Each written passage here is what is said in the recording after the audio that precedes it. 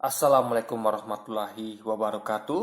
Halo guys, kembali lagi bersama saya Bobby Herian. Di video kali ini saya akan membahas apa yang menyebabkan seorang itu menjadi teroris gitu. Ya kan? Nah, ini topik bahasan yang penting ya, biar kita paham. Jadi ini hasil perenungan saya. Jadi setelah saya kan mendengar banyak kajian dan juga apa namanya. Contoh yang terakhir ini saya mendengarkan pengalaman dari Sofyan Sauri. Jadi beliau ini adalah mantan polisi dan juga mantan teroris gitu. Nah, jadi gini, banyak orang salah kaprah ya guys, mengatakan teroris itu akarnya dari radikal dan radikalisme dan intoleran. Ini salah besar ya. Sekali lagi saya katakan salah besar. Jadi gini ya, biar paham ya. Radikalisme dan intoleran itu adalah suatu akar yang mana ya kedepannya akan seperti dua mata koin gitu, ya kan? Atau apa namanya? Ya ibaratnya akan menjadi pedang bermata dua gitu. Jadi apakah dia akan menjadi baik atau buruk, atau menjadi benar atau salah? Nah, itu poinnya. Jadi masalah bukan terletak pada radikalisme atau intolerannya, tapi masalahnya adalah setelah itu ya, setelah seorang punya sifat radikal dan intoleran ya, lalu kemana dia mengarahkan sifat itu gitu. Nah, nih kayak Sofyan Sauri dia mengatakan dia itu adalah orang yang punya mental atau punya sifat kayak hero gitu. Jadi dia tuh pengen jadi pahlawan. Misalnya kalau dia mendengar saudara-saudara kita yang di Palestina, di Rohingya itu dia pengen membantu gitu. Nah itu kan suatu sifat yang positif, itu kan radikal namanya ya kan, namanya, karena beda dengan orang kebanyakan. Mungkin ada orang kebanyakan tuh acu ya apa sih itu Palestina gitu, itu apa sih Rohingya. Tapi orang-orang kayak gini kan jarang gitu, yang orang punya giroh gitu kan, yang betul-betul muslim sejati, yang merasakan penderitaan saudaranya gitu. Nah ini, dan dia kan pengen jadi hero itu melakukan aksi-aksi yang pengen bantu. Nah kalau ngomong membantu masalah Palestina itu kan bisa jadi bukan hanya membantu dalam hal dana, bisa juga dengan perang gitu kan, menghadapi para teroris Israel gitu, atau di Rohingya atau dimanapun itu kan. Nah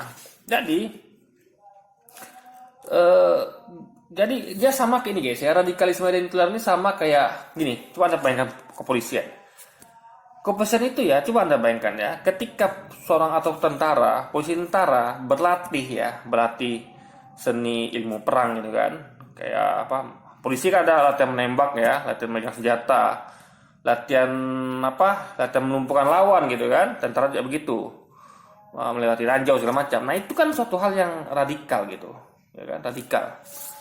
Nah lalu dia juga tahu ada polisi yang banyak yang ini bagus sekali ya, mereka bersikap intoleran kepada maksiat. Contoh, saya membaca banyak berita ya, di mana banyak kepolisian dibantu TNI ya, juga Satpol PP itu membubarkan atau merazia tempat bermaksiat.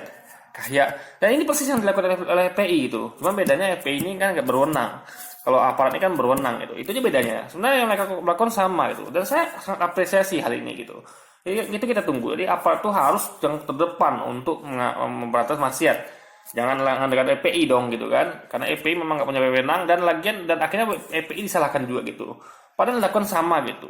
Nah hanya FPI nggak punya mantel Satpol PP, nggak punya seragam polisi yang dianggap lebih berhak gitu, yang berhak untuk menindak itu. Nah jadi yang dilakukan oleh kepolisian atau tentara atau Satpol PP ini ketika merazia tempat maksiat ya, itu sangat heroik tuh guys. Datangi tempat maksiat, lalu disuruh bubar gitu kan, didata gitu kan, bahkan kalau kedapatan narkoba langsung ditangkap gitu. Dan istilahnya itu adalah suatu tindakan heroik gitu. Karena yang dirapi itu bukan orang sembarangan. Kalau namanya kita ngomong masalah perjudian, pelacuran itu kan yang bikin preman, dan itu memang taruhannya kalau nggak nyawa, kalau nggak ya fisik lah minimal gitu. Karena memang nggak mungkin preman tangan kosong, atau buktinya kayak Ahok aja mau bubarkan Kajuru tuh dia membawa tentara dan polisi, dan dia bahkan mengancam saya akan membawa tank untuk menghancurkan Kajuru ini gitu. Jadi memang tangan-tangan luar biasa, dan itu dibutuhkan aksi radikal untuk membubarkannya gitu. Nggak mungkin dong Ahok datang baik-baik gitu kan, kalau jodoh bubar ya gitu, nggak mungkin. Dia tentu akan bawa aparat. Itu kan radikal namanya. Nah, ketika polisi menumpukan penjahat misalnya dia mendapatkan penjahat itu kan, dia kan memerlukan aksi radikal, ya kan? Dia memerlukan aksi radikal dan intoleran pada sang penjahat gitu. Dia mungkin toleran gitu kan, dengan mengatakan ini, aduh ada penjahat gitu kan, lalu dia tuh ya udahlah penjahat, dibilang baik aja dong gitu kan, misalnya kan ada penjahat kan, ada perampok gitu kan, lalu ada polisi kan datang salaman, maaf pak selamat siang gitu kan, bapak merampok nih nggak boleh pak, itu nggak baik gitu kan, nggak gitu guys. Apa dilakukan polisi? Dia kan melumpuhkan gitu, kalau berbahaya bahkan bisa ditembak mati gitu kan. Nah, dan itu adalah perilaku radikal, perilaku intoleran. Kenapa? Karena radikal itu nggak biasa dilakukan orang itu, yang hanya dilakukan oleh orang-orang seperti polisi, tentara gitu kan. Itu makanya disebut radikal, dan aksinya memang luar biasa gitu. Bukan lagi persuasif, tapi sudah melakukan usaha radikal yang itu dengan menggunakan senjata api gitu kan. Nah, juga dia intoleran. Kenapa? Dia tidak pandang bulu gitu. Selama dia berbuat kejahatan akan ditindak gitu. Jadi dia tidak toleran terhadap kejahatan gitu. Nah, jadi seorang polisi itu memang, dan polisi itu kan punya basic, memang harus punya sifat radikal dan toleran gitu, ya kan. Nah, tapi kan jadinya baik gitu kan. Jadi radikal intoleran itu bukan itu penyebab teroris guys, ya.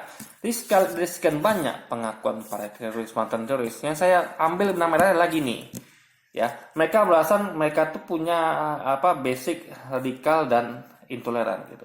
Tapi mereka lupa bukan itu penyebabnya.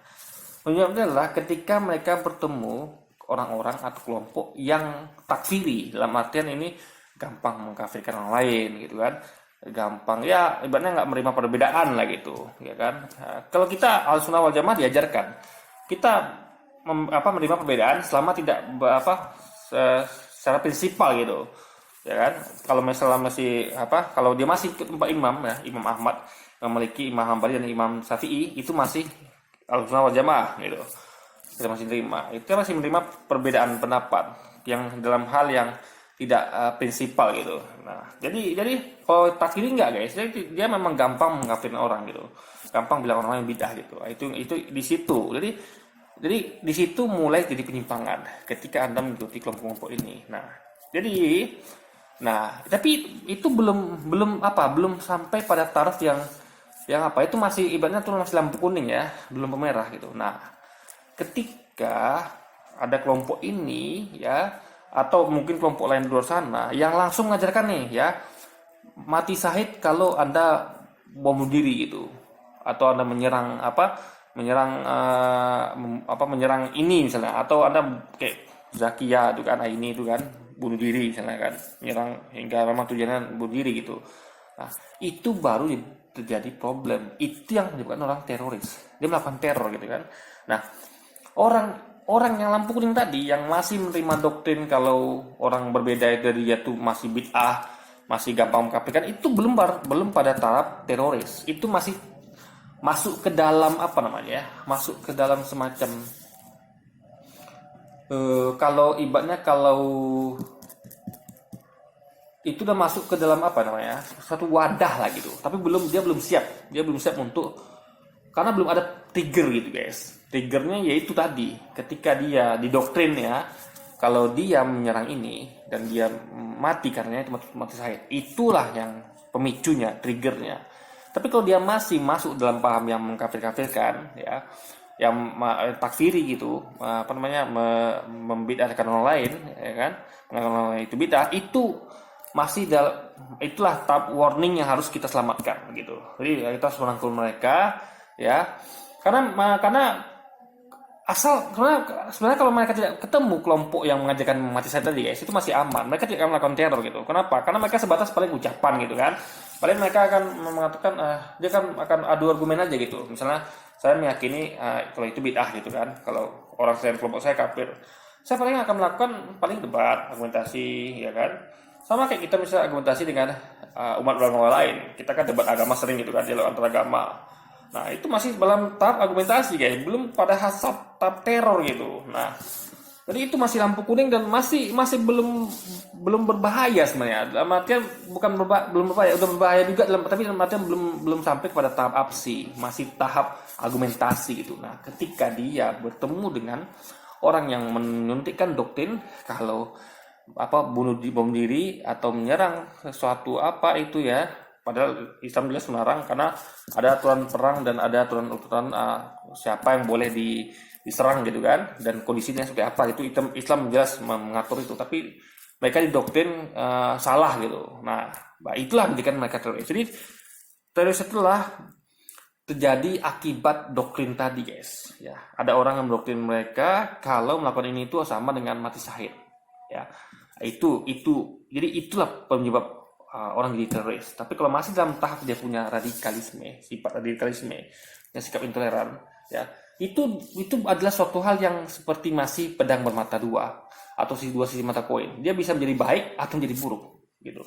Nah baik ketika dia misalnya masuk kepolisian dan di sana dia diarahkan ya sifat radikal dan intoleran itu ke arah positif. Dia harus radikal ketika melawan penjahat gitu. Gak bisa dong lawan penjahat itu dia bersikap santun gitu kan, dalam artian orang mau merampok nih lalu dia persuasif gitu kan, maaf pak jangan merampok itu salah gitu, itu nggak mungkin, apalagi perampok dia udah bawa senjata gitu. Dia harus bersikap radikal untuk gimana supaya melumpuhkan penjahat itu, dan dia harus bersikap intoleran gitu untuk melumpuhkan penjahat tersebut gitu kan. Mungkin dia toleran gitu kan, udahlah mau merampok ya udah berapa, cuma 1 miliar udah nggak apa-apa, biarkan toleran aja. Enggak guys, dia harus bersikap radikal dan intoleran kepada penjahat tersebut gitu.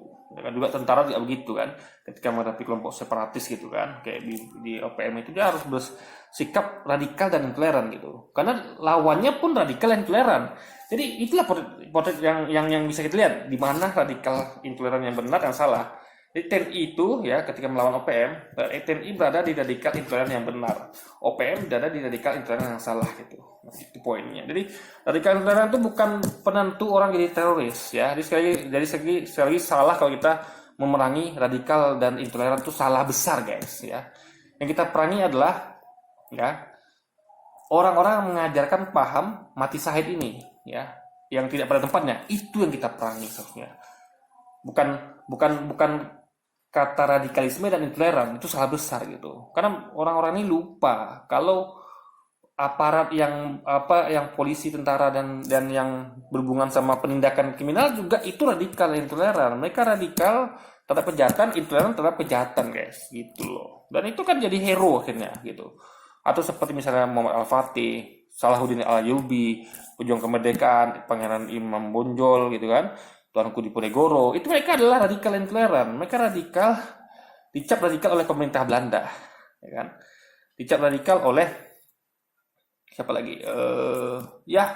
Dicap radikal oleh orang-orang yang tidak sesuai dengan dia, gitu kan? Padahal mereka ini radikal yang benar gitu. Kalau Pangeran Diponegoro dulu nggak radikal, kalau dia dulu toleran, apa yang terjadi? Ya, Tuanku Imam Bonjol nih, ya kan? Pangeran Diponegoro, Teuku Umar, ya, siapa lagi?